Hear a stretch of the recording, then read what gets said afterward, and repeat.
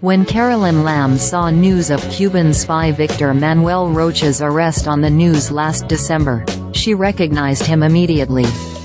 It was the same man who had sat in her Omaha living room 17 years ago, trying to make a deal.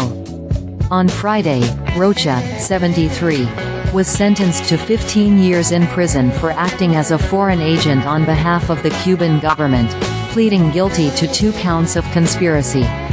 On top of his prison sentence, Rocha faces 3 years of supervised release, a $500,000 fine, and several other conditions.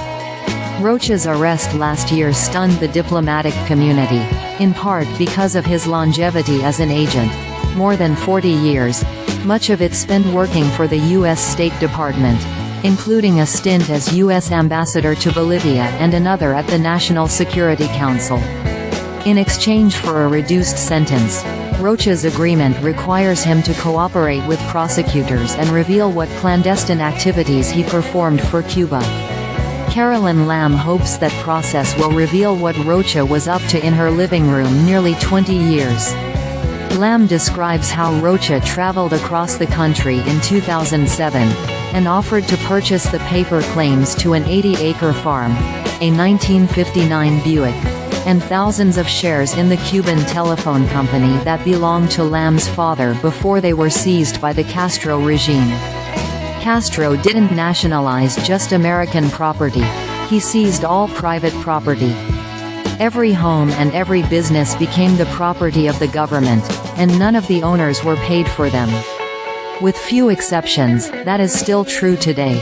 In 1970, the U.S. government valued Lamb's claim at $489,208, and set an annual interest rate of 6% from the date of loss to the date of settlement.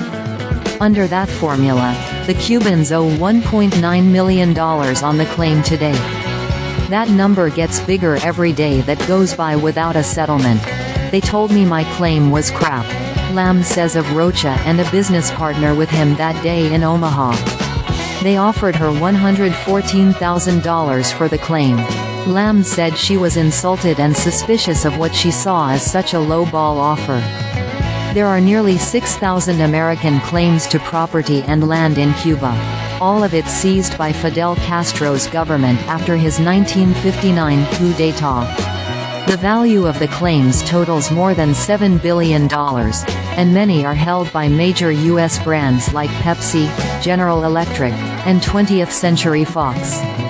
This wide-scale confiscation of Americans' property was one of the chief reasons the United States imposed an embargo on Cuba more than 60 years ago. Before the embargo can be lifted, the claims for those properties must be settled.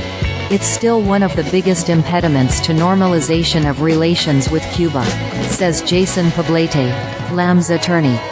Was Rocha part of a scheme to help depress the value of these claims, to give an escape clause to the Cuban government? Poblete wondered aloud. The lower the value of the claims, the less the Cuban government would have to pay in any future negotiated settlement.